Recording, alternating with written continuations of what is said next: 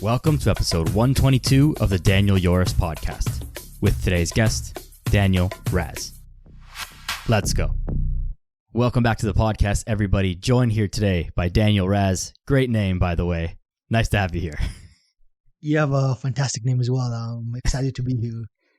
Of course, man. I appreciate you. Daniel, can you go ahead and introduce yourself and tell us who you are and what it is that you do? So, as you'll hear from my accent, I'm from Israel. When I was 6, my family and I moved to China. I grew up there. At the age of 18, I have two older brothers. One of them went to university in Melbourne, Australia. Another one went in the US. So I decided let's go for a different country, Canada, and went there for University of Kinesiology. It's basically exercise and science.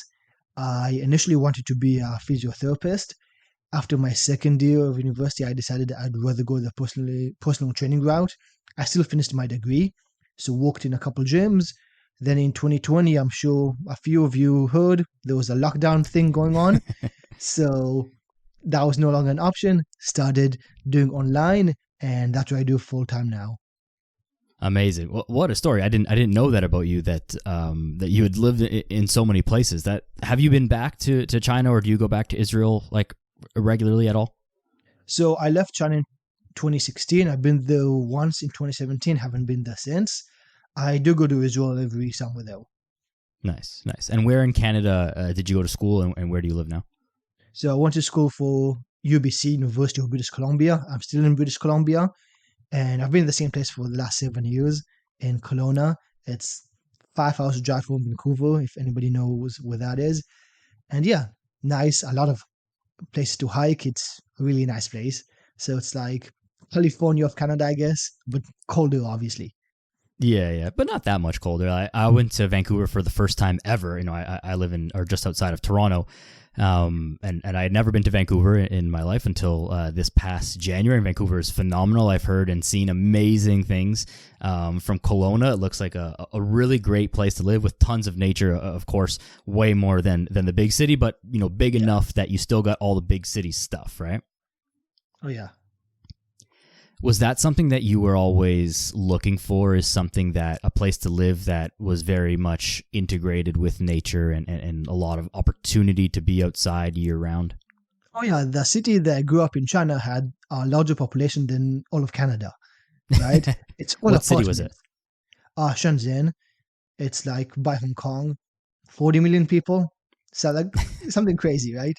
Yeah. So like it's all apartments. There's very few houses, and the apartments are like 36 stories high just because there's so many people, right? And in Canada, everything is so spread out. Like where I lived in China, you do not need a car. Everyone walks everywhere because everything's walking distance. The mall and groceries, and even if it's not, you still walk, right? Because traffic is awful. And you can probably buy your license. Maybe less now, but definitely back then, right? So it's so different. And also, because you go grocery shopping every single day, the carts are 1/4 the size of the carts here. When you go grocery shopping, the carts are huge. That makes you buy way more things. Like the idea of Costco doesn't really exist. Like you don't buy in bulk. You just buy every other day, basically. Right. Yeah, that's got to have some major implications. I'd never even thought about that. You know, we think about the size of the plate, and if a plate is larger, like at a buffet kind of style of a restaurant, you're going to fill up the plate. And if a plate is smaller, you're going to fill up the plate to the smaller plate, and you're going to end up eating less that way.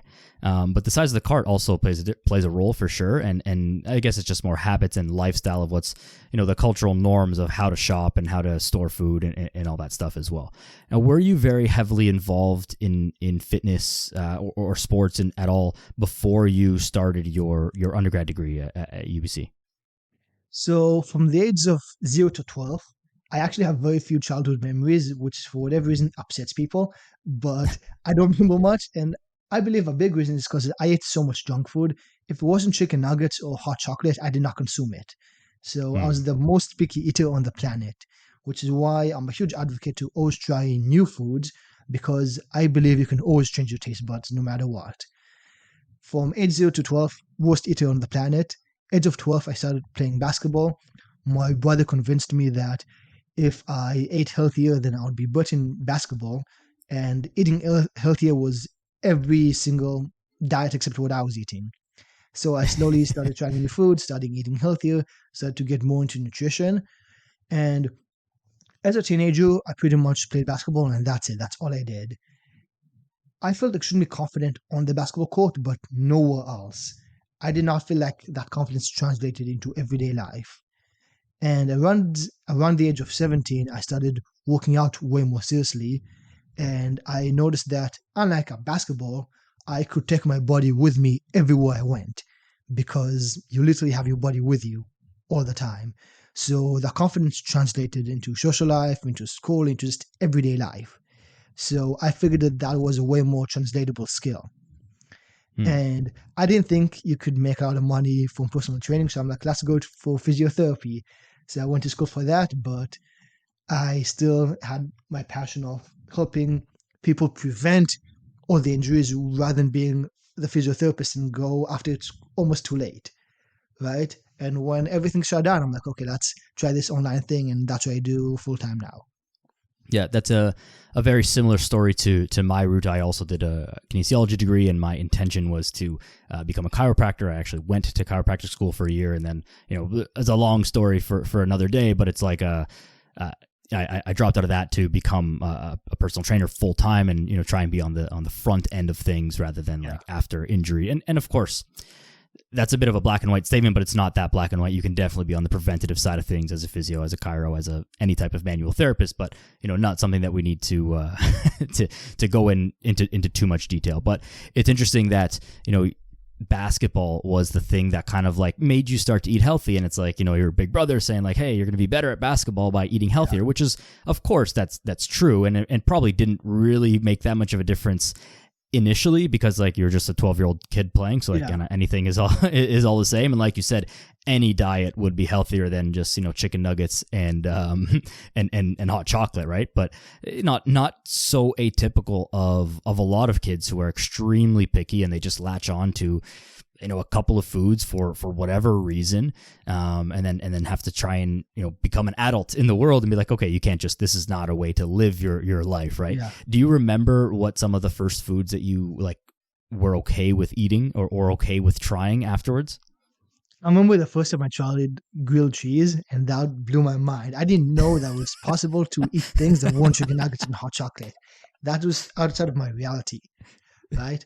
I remember the first time I ate a Amazing. banana, and I was so proud of myself because it was a healthy food and I found it tasty. So I'm like, okay, if I can do this, anything is possible, right? Like nothing's off limits. Right. That's amazing. And would you still identify as someone who's like a picky eater? Are there still certain foods that you don't like or anything? Not at all. Nice. I mean, there's definitely foods that I dislike, right? Like, sure. I hate pickles. I'm not going to eat pickles. I'll always take it off. I'm with you. But I'm willing to try way more new foods. Right. Yeah. Of course. I mean, I think it's almost weird to be like, hey, I just love every single food. Like no one loves every single food. Like I'm the same as you. Pickles is a good example because I don't really love pickles either. If it's like in something, then sure, whatever, I'll eat it. But I would never choose it if I had the option, kind of thing. I would personally take it out because I hate it. And that's another thing. There's a lot of foods that I hate and I would never be able to get used to. Right? Like a lot of people say, kombucha is healthy. If there was a gun to my head, be like, hey, then you have to drink this kombucha, I would respond, don't waste your time, just pull the trigger. Because I can't. I hate the taste so much. I hate it so badly. Right? However, to your example of pickles, my version of a pickle would be like, I guess it used to be onions, right? I used to hate eating onions, but no, not hate, I used to not love it, right? But I recognized it was healthy, so if it wasn't a salad, I wouldn't say anything. If it wasn't a sandwich or like in a soup, I wouldn't say anything. And the more I ate it, the more I started to like the taste. And now I love onions, right? So I believe you can take healthy foods that might not be that tasty. Again, not disgusting, but like not that tasty. And the more you eat it, it can eventually become healthy and tasty. Right. I think it's just to go back to something you said a little bit earlier about changing your taste buds. I think that it's very true. And I don't know this like, factually, but anecdotally, is like people who eat a lot of junk food, chicken nuggets, McDonald's, just like Yeah. general fast food and stuff. They really like the taste of it, and the taste of quote unquote healthy foods, meats and vegetables and whatnot, are repulsive to them because their taste buds are so used to this like overwhelming flavor profile from the junk foods, right? And that's something to, I think, consider, is like it's very hard to switch from a total junk food diet to like even something relatively healthy just because the taste is so repulsive. But over time your taste buds will change, and eventually it's like, yeah, when I have that like, super savory, whatever junk food, it just tastes, the flavor's so overwhelming that it starts to taste not that good, right? 100%. Yeah. Yeah. Yeah, you switch completely. Like I used to love drinking Coke like all the time. But now I don't like any soft drinks. Like I don't like it. It's way too sweet. It doesn't taste good. I'm like, no, I'd much rather have water. Yeah. Yeah. But for me, every time I have like a Coke or a soft drink or whatever, I always think that I want it, and this is like, few and far between, but I always think that I want it, and then when I have it, it's like, I only wanted like one or two sips. I definitely don't want this whole thing. I just want that flavor, like one sip, and then that's it. I think another thing that's a big one for people, and not that this is that much of a needle mover, but sugar in coffee. People will load up their coffee, a triple at Tim Hortons, like they load up the sugar in the coffee, 4 or 5 sugars in the coffee. And it's like, how could you eat it? How could you drink it without it? But eventually you cut that sugar out of the coffee, and you like the taste of just black coffee. And then if you go and put the sugar back in it, it's like, wow, this is too sweet. Like, this is gross. This is dessert. How do you drink this regularly first thing in the morning or whatever, right? 100%. You can always get used to whatever you do most often, which is why, again, I'm a huge believer of your diet should be about expanding, not about subtracting. You should eat more of the foods you love, and you do that by trying new foods, and you'll realize how many healthy, tasty foods there are, instead of limiting yourself to the 10 same foods that you eat all the time. And again, this is coming from the most picky eater on the planet. You can 100% change this. Yeah. I think it's a good experience that you bring to the table with that, right? You were so limited in what you ate, and now you eat a plethora of healthy foods and whatnot. So after you graduated from school, you became a personal trainer full time. What was your current like level of fitness and relationship with fitness? Was it something that you struggled with, or was it you were just you were all into it? You were still playing basketball, still training, still in shape relatively. Where were you at that time?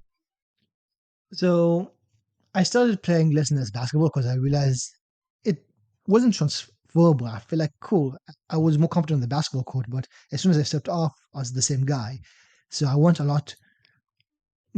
I became a lot more focused on this, working out, just running more, just being more healthy individual in general. And I worked in gyms while I was still finishing my degree, right? Because I knew I want to be a personal trainer, and I dabbled in online, but I wasn't exactly sure how to go about it. But when everything shut down, I'm like, okay, now I have no choice, right? And that's when I slowly started training people online. You realize how different it is, right? But you also realize how much better results you can get, because with in person, the way in person trainers make money and the way gyms make money is for more people to come, for more people to sign up, and less people to actually show up. Because look at any business model of a gym, 100% of gyms, 90% of people that sign up don't show up more than once a month. Like, the statistics are crazy. That's how they make money, by people signing up and people not showing up, right? You see the same people come over and over again. But with like online fitness trainers, they get money by testimonials. So they have incentive to actually get results, right? And because there's accountability in nutrition, all of that, then you are able to actually see tangible results in people's lives, which is a lot more exciting. Yeah. The public gym, just like membership based thing is always so strange just to view it. Like, you see in January, the gyms are rammed, and it's almost like some gyms are like almost unusable at certain times of the day because there's so many people there. But then they fall off, and then the gym has enough equipment to service the number of people that are regularly using the gym the rest of the year, right? But I think in-person training is a little bit different, where it's like you're still incentivized to get people results. I think people want that relationship stuff, but like you got to get people at the end of the day. Like, you have to get people results, because they'll be your buddy and the whatever, and you can have a great relationship. But like, if they wanted to lose 10 pounds and 8 months later they've lost 0 pounds. Like The something boomerang, wrong with yeah. that, right? Exactly. Now I know that a lot of the way that your model in online training is all about, or not all about, but a lot about losing weight without going to the gym. Can you talk about why that was a thing? And my guess is probably because, during the pandemic, like gyms weren't an option. So people Yeah. looking for ways to lose weight without going to the gym was like, it seemed it was the only option. So is that where that came from? Basically, because I realized that I I didn't prepare for the lockdown. I didn't have any equipment. I just did push-ups and everything that I knew. But fortunately, I was probably a decade into training and into fitness, so I knew a couple of things how to get myself in shape.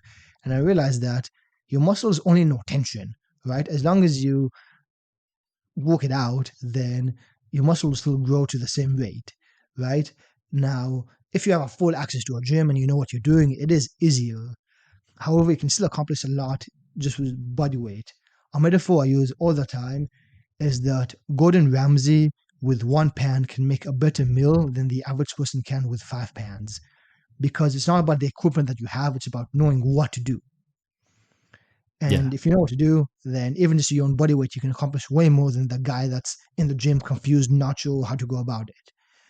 And also, I believe there's a huge part of the population that wants to get in shape but hates going to the gym because they're intimidated. It's a new environment, and they just don't identify as a person that goes into that environment, right? So a lot of the people who need the most help getting in shape don't want to go to the gym. So if people know that it's possible to achieve results without it, then it kind of opens their eyes and makes them realize, hey, I can accomplish this.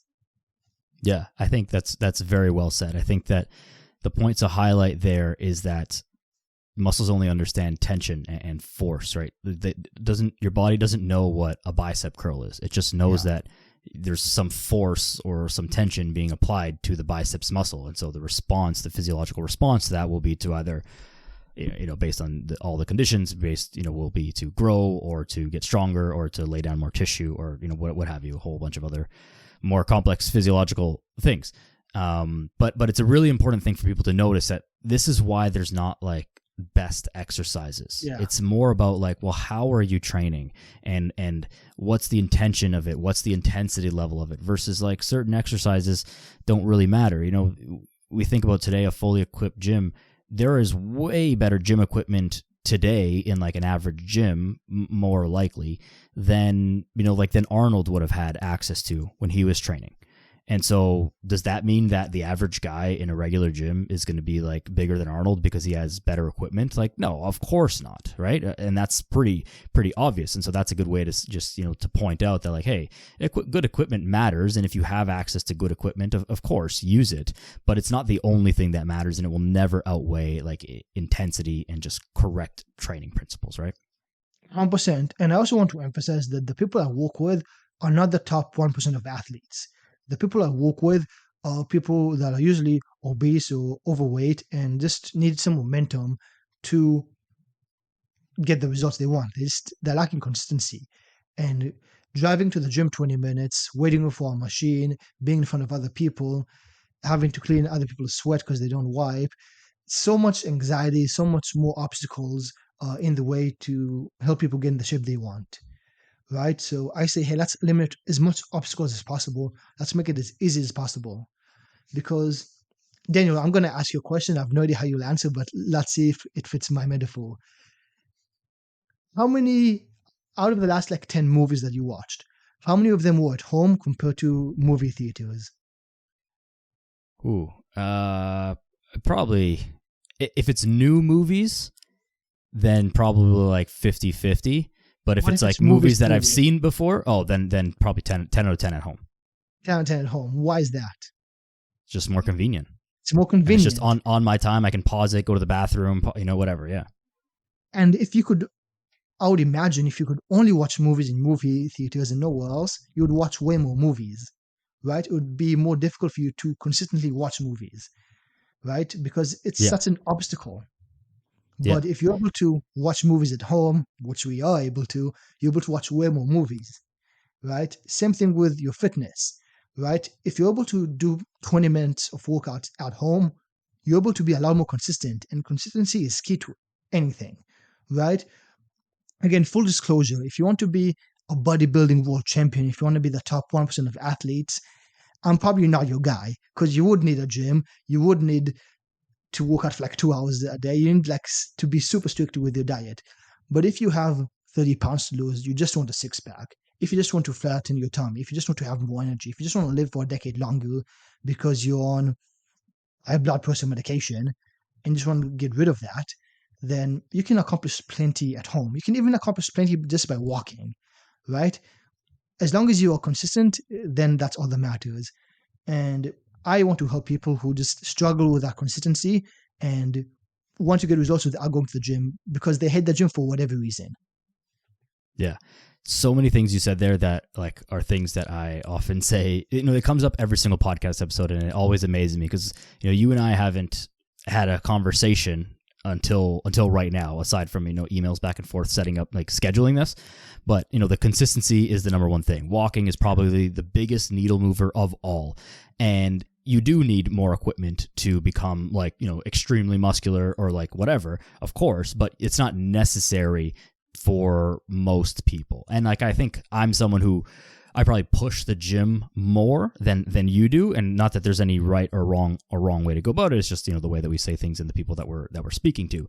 But there's a time and a place, and it's absolutely not necessary. It's more about all of the things that we're doing. So I think one thing to kind of clear up with your messaging about losing weight without going to the gym, it's not losing weight without exercising or without moving. It's about losing weight without stepping foot in an actual like fitness facility, but you still got to exercise and whatnot at home, right?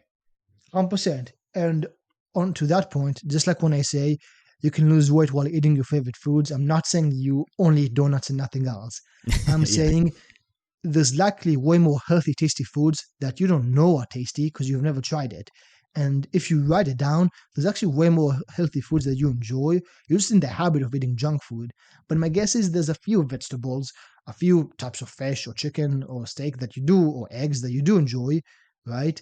And that's also healthy, right? So you don't need to choose either healthy, untasty, or junk food that's tasty. There's a lot of healthy, tasty foods.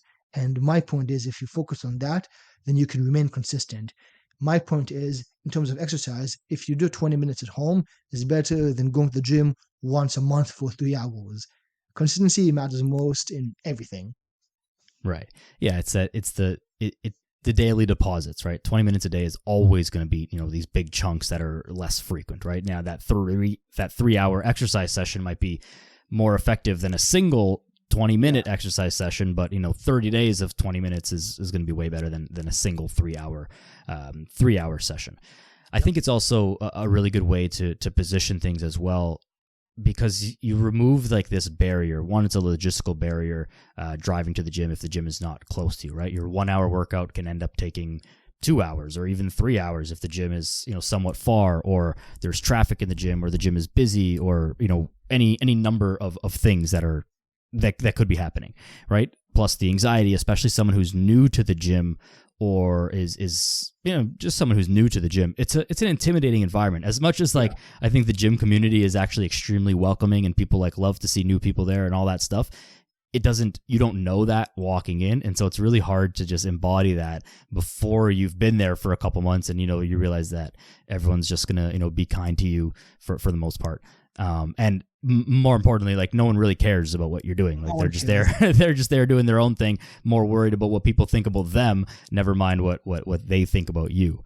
So that's a really important point. Now, as far as workouts at home, how do you typically structure the workouts at full body workouts? Do you use any home equipment, like just adjustable dumbbells and whatnot, or what's your kind of, I'm sure it's different for each client. Obviously that's what one-on-one is, but what's your general framework? I'm a huge fan of bands because you can accomplish so much with them, right? And other than biceps in the middle of your back, you can accomplish most. You can accomplish most exercises with body weight, right? I would say the middle of your back and biceps are probably the only exceptions. But yeah, if you could get a $10 band, then now there's no exceptions. You can accomplish anything, right? And if you get like I just have this handy loop band, right? You can hit your glutes better than any extras that I know, right? You can hit your legs wonderful. So I'm not against using equipment at all. I love having dumbbells, bands, but whatever they have, right? I start with the body weight because most of the people I work with are 300 pounds to begin with. So I'm like, okay, just take a walk. Even that will make a difference. Let's get the consistency in, right? Right. But yeah, once they do get more advanced, I do encourage bands. If they are able to get dumbbells, then I definitely encourage that. And if they are by a gym, I encourage that as well. But to begin with, hey, just body weight, bands, that's all you need. You can accomplish so much with just that. You mentioned that a lot of the clients that you start working with are, 300 pounds or very overweight or obese.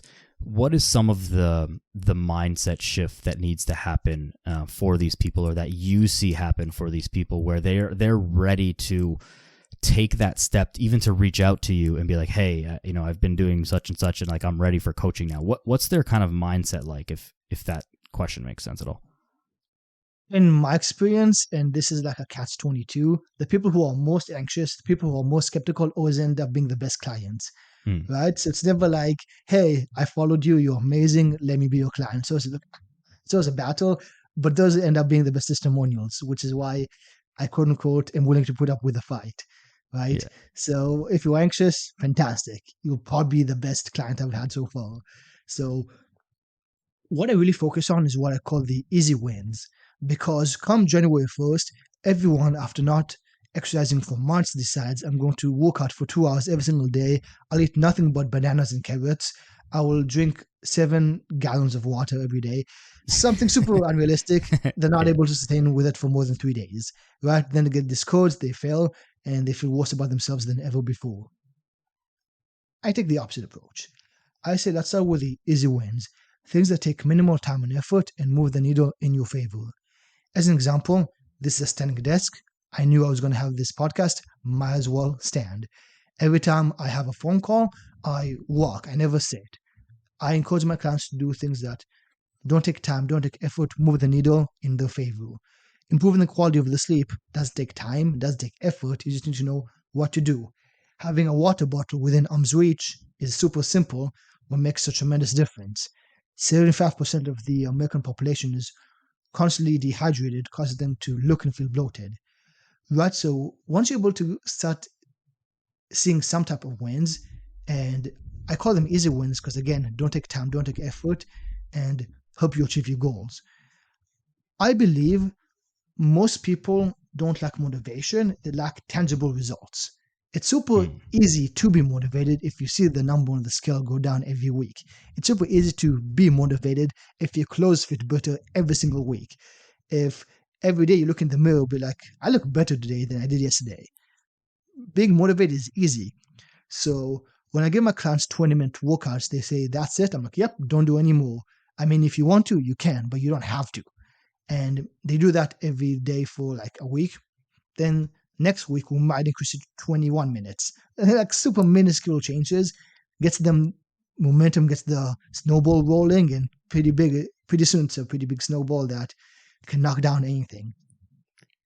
Motivation is such an interesting piece of this, and I love that you said that, tangible results are something that really lead to more motivation rather than just trying to like get jacked up every day, watch like your favorite motivational video, Rocky, whatever Yeah. gets you fired up, just to go to the gym or to eat healthy or to just be on your game, rather than the thing that will lead to it most is like, hey, I've been doing XYZ that Daniel told me to do and it's working. Look, the scale's going down, I feel better, my clothes fit better, so I'll just keep doing that because it's obviously working, right? And that's such a huge thing that I think a lot of people miss, is that they're looking to feel fired up all the time rather than looking for the results. And if you're getting the results, then the ball will keep rolling. Where these easy wins really play a huge role in just helping someone get started, because it's like, hey, the goal was 20 minutes of exercise. Like, all right, I can do that. I can't maybe commit to 2 hours of exercise a day, but I can commit to 20.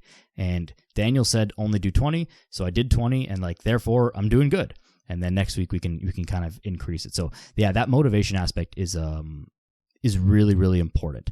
The other thing that you kind of mentioned there was about it sounds like you try and get your clients to structure their day in such a way that is most conducive to movement and healthy behaviors, having a water bottle, having a standing desk, and all that kind of stuff. What are some of the other tips that you give people to, set up their environment so that there's some more built-in movement and healthy behaviors in their normal day-to-day routine? For sure. My main objective is to show people that it's possible to remain consistent no matter what conditions they're under. So I say every 30 minutes, take a 1 minute break and do 1 minute of quote unquote exercise. This can be knee push ups, squats, wall sits, wall slides. If you don't know what that is, I mean, go to my Twitter. I have so many examples. But anytime calf raises, any type of exercise for 1 minute. And my point is, even if every 30 minutes you do 1 minute of quote unquote exercise, doing a typical 8-hour work shift, that's 16 minutes of exercise. Not bad. Let's say you do 10 knee push ups during those 1 minute. Most people can accomplish that. In total, that's 160 knee push ups. Pretty good. Not a bad workout. If you're able to do that consistently, it takes zero time from your actual day, and you'll realize after doing that 1 minute, you can probably go for 2 minutes, right? So you'd want to go more, and it actually makes you more productive because it increases your energy levels rather than being in front of a computer 8 hours like this, stuck, right? You'll have brain fog, you won't think as clearly, but you literally think quicker on your feet. So if you are able to move more, then increases your productivity, your energy levels, and you burn more calories, you look better the next day, or at least a week after. This is something that I've also implemented a lot during the lockdowns, and a lot with just people working from home. Is I call them mini workouts. Not that they're whatever, call it whatever you want, but it's like every time you go to the bathroom, do 10 squats or pick an exercise of the day kind of thing. The way that I do is like pick an exercise of the day. Today is squats, so at least once every hour, every time you get up or whatever, you do 10 squats, and over the day you're going to accumulate 100, 200, 300 squats, and tomorrow is going to be push-ups, and the next day might be face pulls or whatever it is, like whatever stuff you got at home. And it actually doesn't matter what it is. The point is like just move a little bit as much as you can during the day. Inject more movement through the day. As well as that, what is your guidance on just walking and general activity? Of course that you want people to do these little micro workouts and whatever 1 minute of activity, but I would assume that you're a pretty big proponent of just getting steps in and going outside for a walk, especially being a BC resident. Oh yeah. Yeah, walking outside is fantastic. I walk whenever I feel like any type of brain fog. I just want to clear my mind. I want to have better ideas. Most of my ideas are from walking. And I feel like that's true for most entrepreneurs, right? The more you walk, the better it is, especially if you can walk in the sun. And it doesn't have to be like a power walk. It doesn't have to be walk in terms of exercise. Just walk to be in nature, right? People think that because you are a fitness trainer, then you exercise for 10 hours a day. But I don't know your life, but my guess is pretty similar to mine, which is I'm in front of a computer most of the day, right? 'Cause that's how you make money, right? That's how you help people. That's how you post content, just through your phone, through your computer. So I also have to remind myself to get outside, look at nature, and that actually increases your productivity because you're able to realize that in this world, the meaning of life is whatever you said it to be, right? Social media is not always real. You can get attached. There's so many negativity, and obviously hate always pops up a lot more on social media, especially on Twitter. So many arguments all the time. That's why I'm most active. So yeah, it's walking outside as much as possible. Huge fan of that. Yeah, me as well. It's actually probably one of the biggest, not just being outside, but just like injecting movement in the day is like probably one of the biggest downfalls for me of my own like business. Is I just hate being in front of the computer. But like you said, it's like that's where you gotta be. You gotta be cranking out emails and content and whatnot. And sure, I think I do a good job of keeping up the volume of all that and getting done what I need to get done on a daily basis. But as far as like going above and beyond, like I could spend more time doing that. But at the same time, it's like I just want to be moving around, being outside, being in the gym, and all kinds of other stuff. But like as much as you can, I think it's better. I'm fully with you that like most of the ideas are going to come from just like a leisurely walk in nature. Yeah. And even there's something about it that's like even a leisurely walk through the neighborhood or through the city is not the same as like a leisurely walk through the forest or through a park or where there's just like open green space and open air and all that stuff. So there's definitely something to be said about that, whether, people will be like, oh, but it's not like supported by research. Like, who cares? Just do it, and then let us know if it helps you, and it will.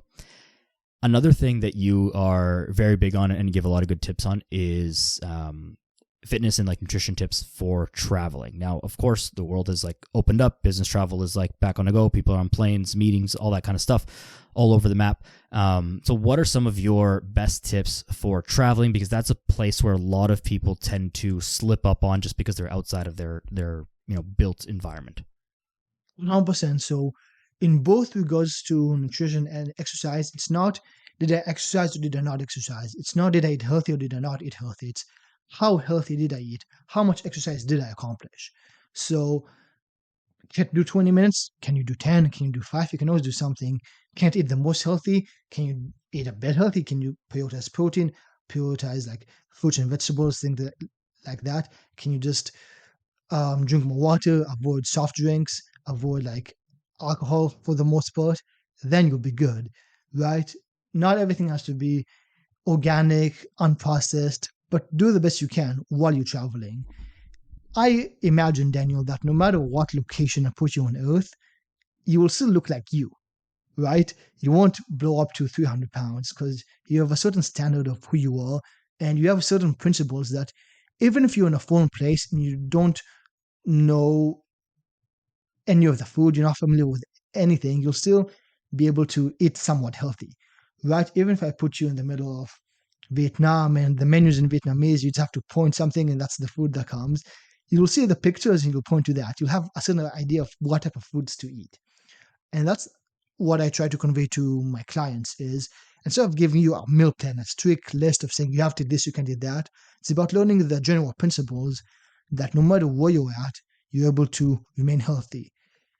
I think about it kind of like a driver license.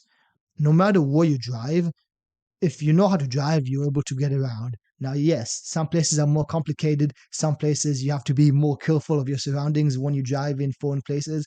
But if you have the skill, then you're able to translate it everywhere you go. And same thing with fitness. If you have that skill, if you have it with you, then even on vacation, you're able to lose weight. And when my clients lose weight on vacation, that's when they really get ingrained and believe that this lifestyle is possible. Yeah, I love that. I think it's so true. It's a great statement that, no matter where in the world, if you know the principles, you'll be able to get by, right? You might not know the names of the foods and whatever, but you can say like, okay, well, that's vegetables. I don't know what the name of that vegetable is, but it looks like vegetables. And maybe I don't know what protein source that is, but that looks like it's a protein source and that looks like it's a good carb source. And I don't know what the names of them are in the local language, but I know what they are and I can eat them. And I know that, okay, that's ice cream, that's dessert, that's junk. And like, sure, enjoy them. And I'm a big proponent of indulging in local cuisines and enjoy the things and the places that you're in, of course, but like within reason, right? Especially if you're trying to be like on your game and losing weight while traveling, it's definitely possible, but you can't just be like checking out every single ice cream shop and every single breakfast brunch spot and every single whatever other restaurants and expect to lose weight unless you're making like extremely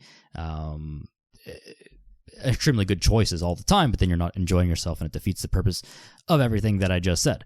So the real thing is like, you got to know the principles, like, stick on your protein, stick to like a regular amount of food within your calories and continue to exercise and just set yourself up for the best success. One thing that I find that, people struggle with as far as travel is like, they don't have their same breakfast. They don't have, their water bottle. They don't have like their same desk. They're not sure about the food options at lunch and all that stuff. And so I'm just a big proponent of like, well, especially in North America, there's so many food delivery things. Like you can get to wherever you are, like order some, some Greek yogurt, maybe some nuts, some bananas, some fruits, whatever. And like you have those things in your hotel room.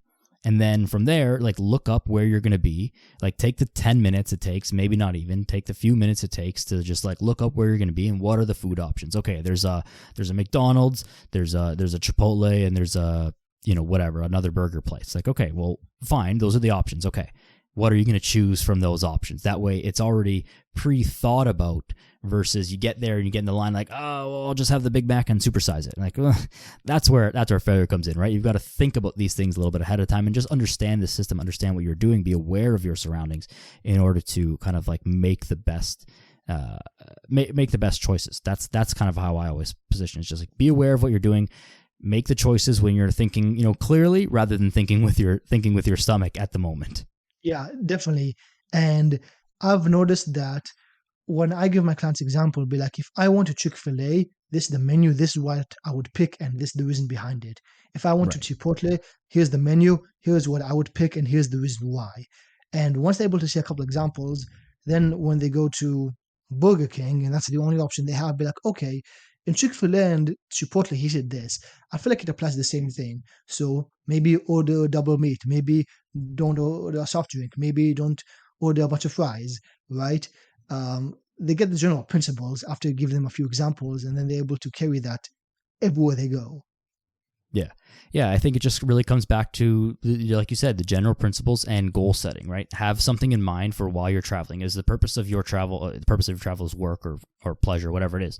But is your nutrition goals while you're working to try and maintain what you're doing? Is it to try and continue to lose weight? And then if you know what you're aiming for, then it's a lot easier to attain that thing rather than just, flying by the seat of your pants.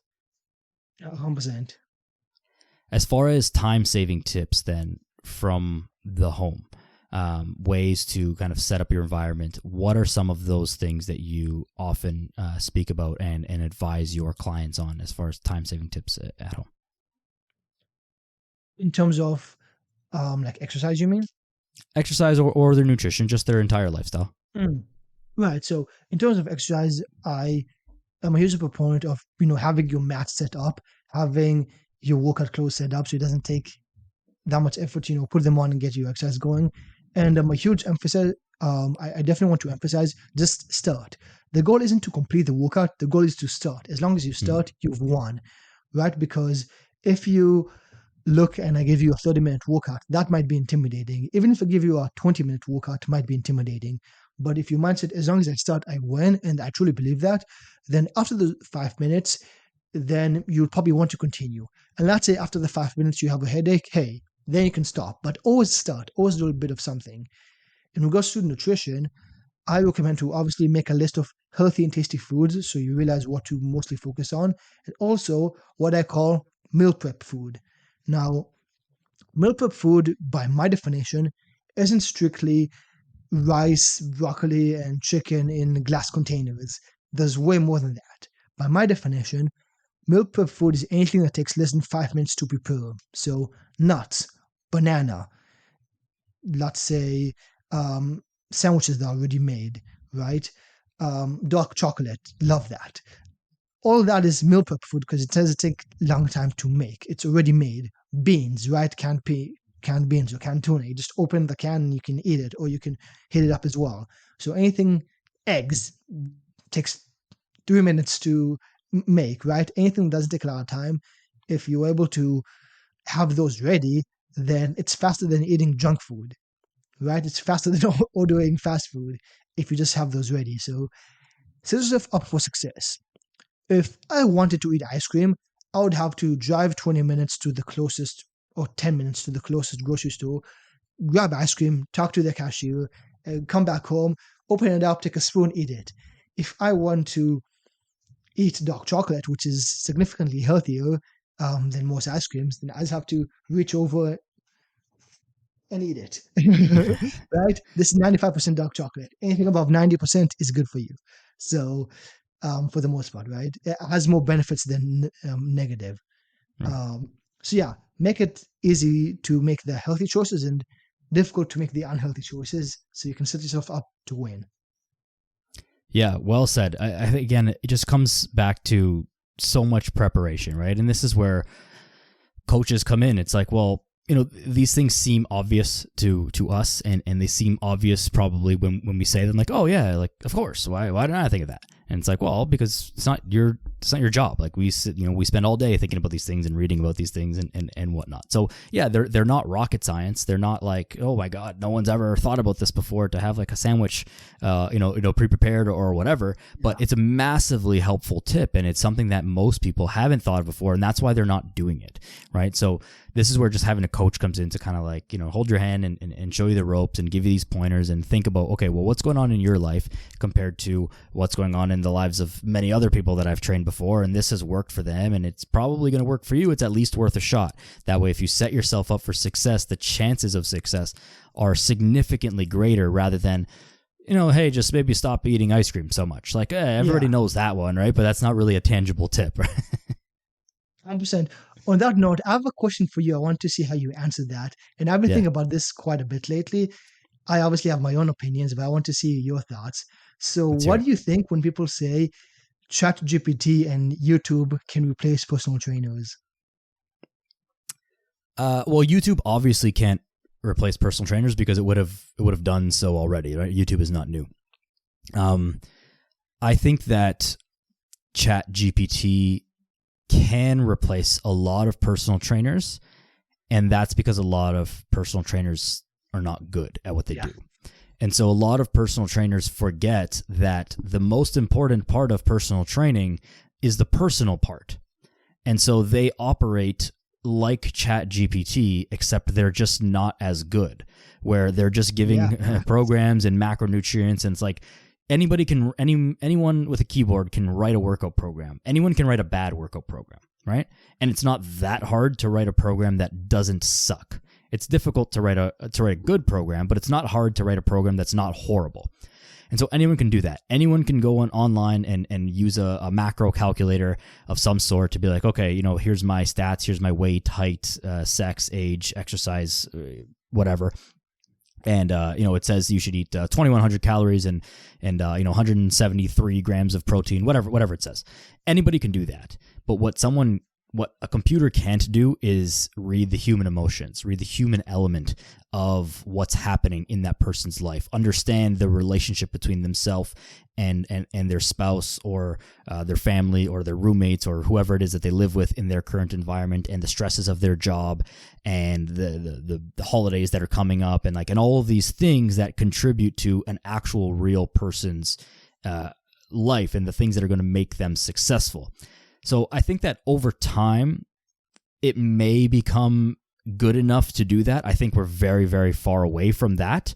Of course, I'm a little bit more optimistic because it's what I do as well. But I think that the relationship part of it will never be totally replaced because there's something about, there's some human element to this that won't be easily able to be replaced by an AI robot or chatbot. Now, maybe I'm wrong about that, and maybe they will become so good that we won't be able to differentiate between, the human speaking to you versus the AI speaking to you.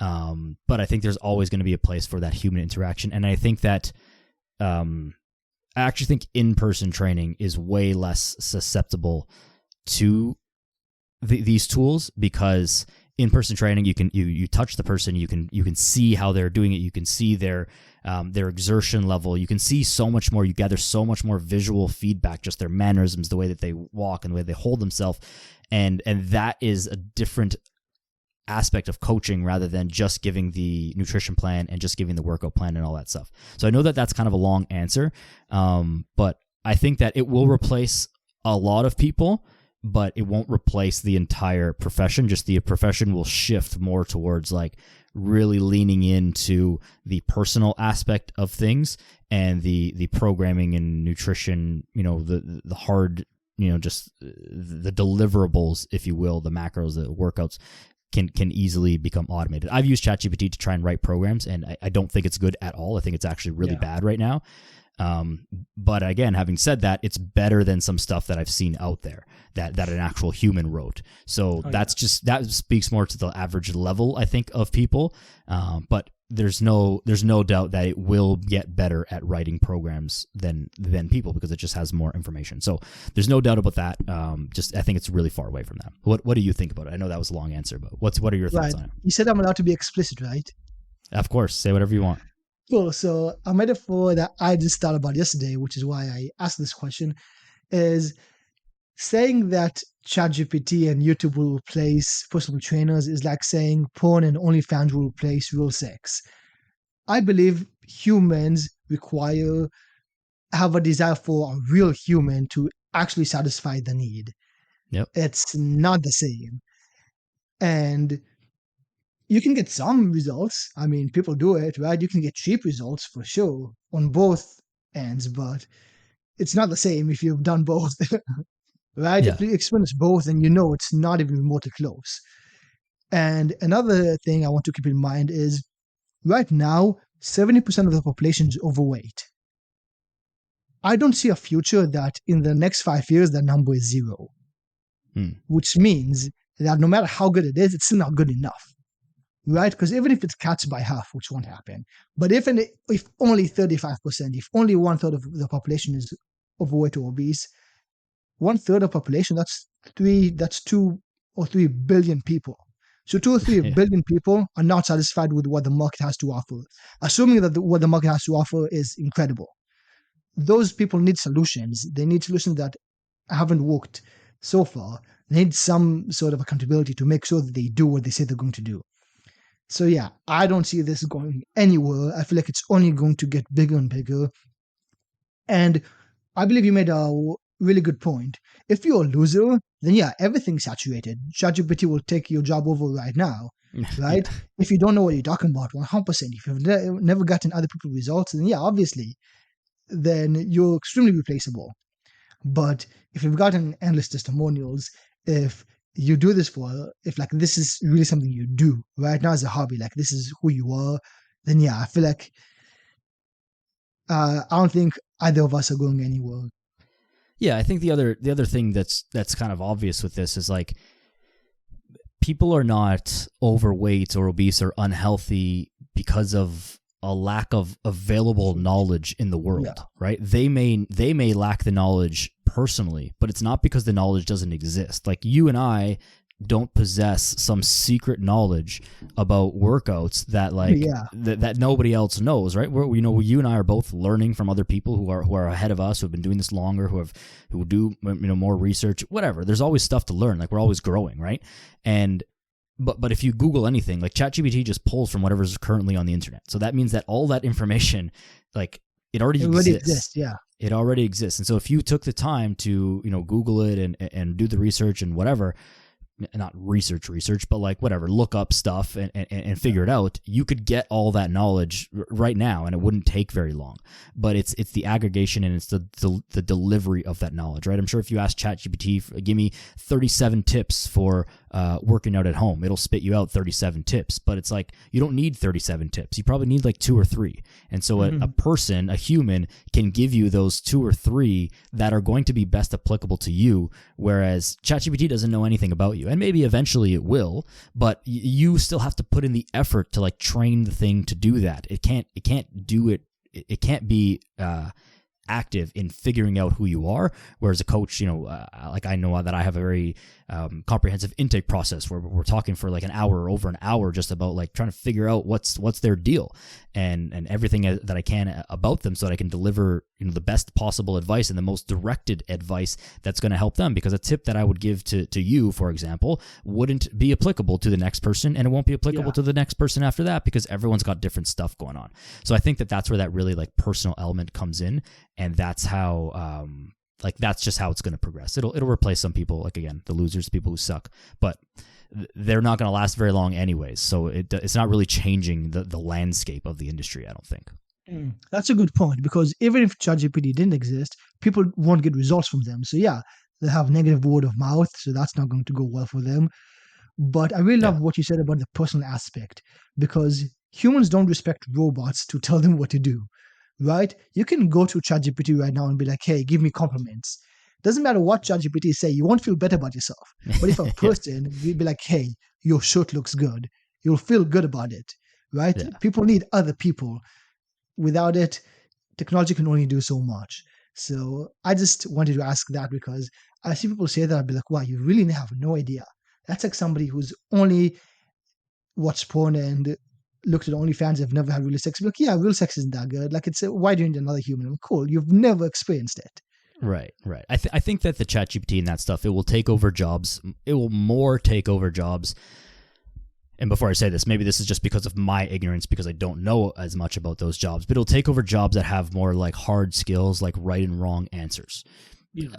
A good example of this might be some sort of like financial model or like an accounting something, where it's like there's a right way to do this and there is like an actual, most efficient answer, right? Like if you think about school, like on your math test, in high school, like there's a right answer to the question. The answer is 117, right? But on your English test, on when you have to write an essay, there's not a right answer. It's just like, well, how well did you explain yourself? Did you use correct grammar? Like there's a whole bunch of things, and there's a lot of subjectivity. So in something that we do, there's a lot of soft skills that are involved, where it's like there's not a right way to train. Like there's not a definitive right way to train each individual. There's a lot of different ways, and a lot of them can work, and it's mostly about that individual's personalities combined with the coach's personality, because the way that I coach someone will be different from the way that you coach someone, but we probably both get the person results just in a different way. Whereas like, in some other like harder skilled jobs or more technical jobs, I guess you could say, where it's like, well, there's a right way to do this, and the computer can, maybe not today, but it will eventually just be able to do it way faster because it knows all the knowledge. It remembers all of the laws inside and out and every single case law ever that's been written, because it's a computer, whereas no human could obviously possess that much information in their head. So that's kind of where I think it's going. But again, I don't know. Maybe that's just my ignorance about those jobs, because I'm not. I don't work in those fields. I think what you said makes perfect sense. Yeah. Interesting stuff either way, though. I think it's gonna change the world. Fitness, it will definitely have its impact in fitness and health and whatnot. I believe it will be a positive impact, but it's certainly going to change a lot of the way that we do things, just overall. Yeah, no, I'm excited for the future. And again, 70% of the population is overweight.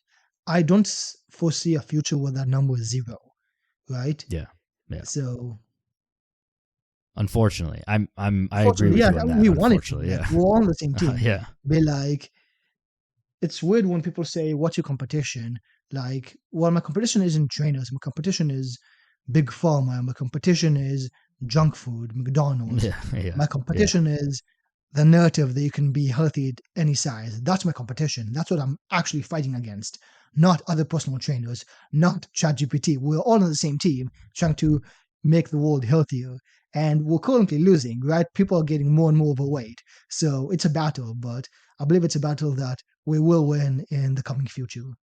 Yeah, I agree. And we'll finish on this question. This is something that I've spoken about on the podcast before, and I think about it very often just on my own. Do you think it's weird that people like you and I even have a job in society? No, because the purpose of jobs is to satisfy a need that's not met, right? 50 years ago, dialing, actually, I don't even know, like handing out newspapers, right, was a need that wasn't met. So people had jobs for that. Right now, that's not a need because everybody has a phone and they can Google and look up stuff, right? But I think what is weird is when people say that this market is saturated. Yeah. As we talked before, being a loser, it's saturated 100%. That applies to everything, right? Yeah. This market is not saturated because there's way more people that need our help than personal trainers that are good. Yeah. There is very few people who can actually get other people results, and there's way more people that need help getting results. So this market is 100% not saturated at all.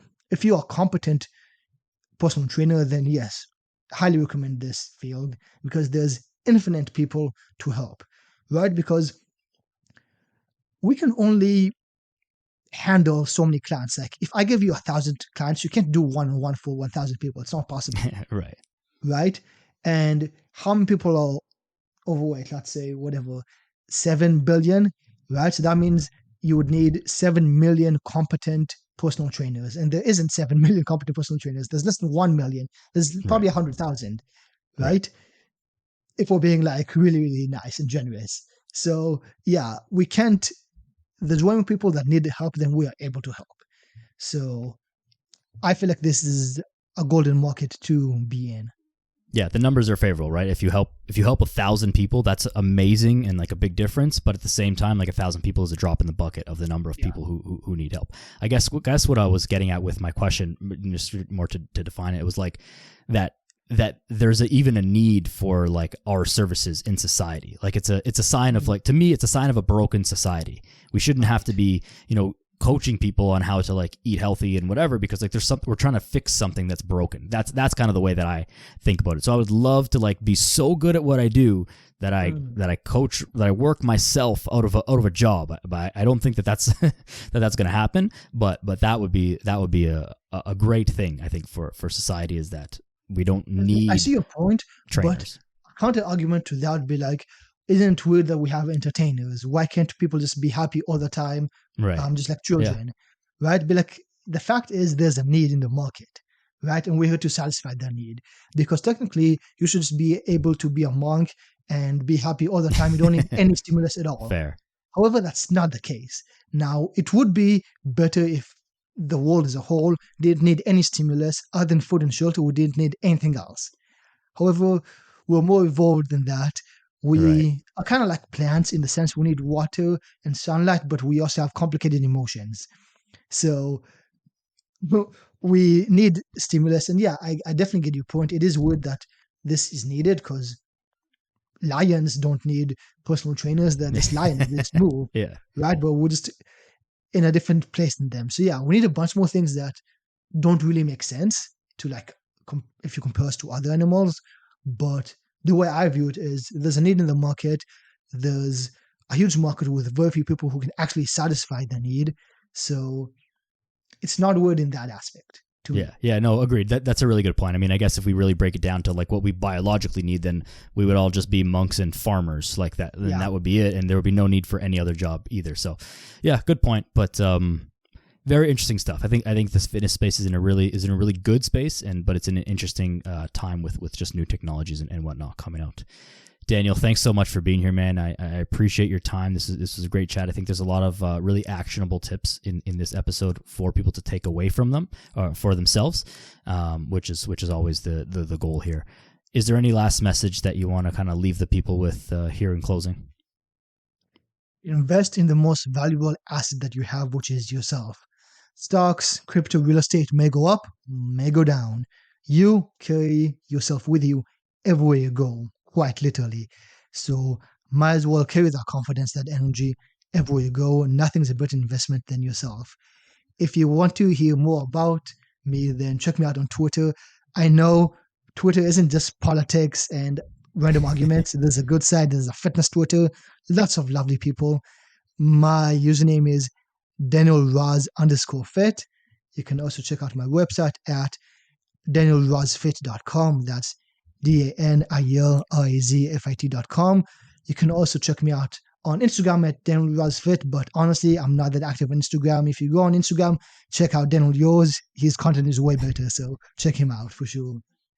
I appreciate the shout out. That's Daniel Razfit on Instagram, on Twitter, and on your website as well. I'll put the links to all of that stuff in the show notes. Daniel, thanks a lot for being here, man. I appreciate your time very much and your insights. Keep up the great work. Keep being one of the good people in the fitness industry, and we're all going to help people get healthier. Thanks for listening, everybody. I appreciate each and every one of you as well. Make sure you subscribe to the podcast, leave a rating and review on whatever platform it is that you listen to. And that's that. Go outside. Be a good person. We'll see you next time.